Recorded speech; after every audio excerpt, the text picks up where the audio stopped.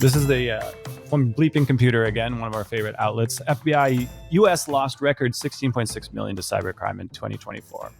Cybercriminals have stolen a record $16.6 billion in 2024, making an increase of losses over 33% compared to the previous year. According to the Bureau's annual Internet Crime Complaints Center, that's called IC3 report, the IC3 recorded 859,532 complaints last year.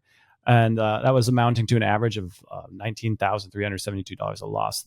Of course, we all probably anticipated this next paragraph. The most impacted group is older Americans, especially people over 60 who filed 147,000 plus complaints linked to approximately $4.8 billion in losses. So as these tactics become more and more prevalent and more sophisticated, what's the messaging for our family members, especially seniors, around receiving these things and how to interact with this type of content? Josh, this one really is, it's disappointing. It's painful. It's all the things. I was just at an event in Chicago earlier the week, and I was at a dinner afterwards, and the topics turned to information security. And one of the people saying that they had lost, it was tens of thousands of dollars.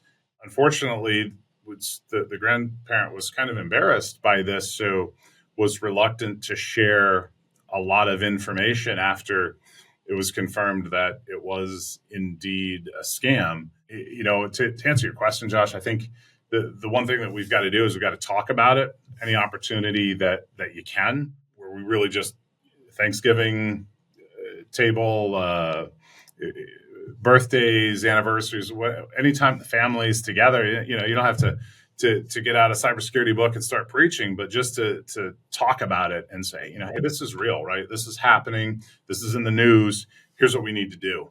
And just, quick and impactful. And just, I think almost every time you have that conversation or you're able to interact with them, just to bring up something so that it's top of mind. Yeah. My family can attest. So yesterday was my 2-year anniversary at IT Audit Labs. And so my family can attest that I've now become that person at the dinner table and preaching the gospel of cybersecurity to anyone and everyone that will listen. But I think a nice way to bring it up is just kind of like, did you hear about this recent breach? Or did you hear about this recent phishing attempt?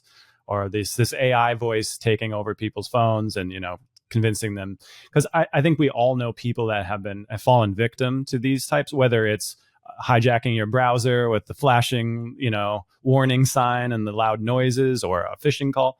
One tip I would have is just to normalize that people fall victim, because some of these people are so embarrassed, right, that they fell victim or they gave away some money. So it just kind of reinforces the insidiousness of it because they're afraid to talk about it.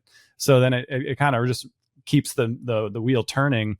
I think we need to be easy on people and just be supportive and have them be open to talking about it so we can spread the news.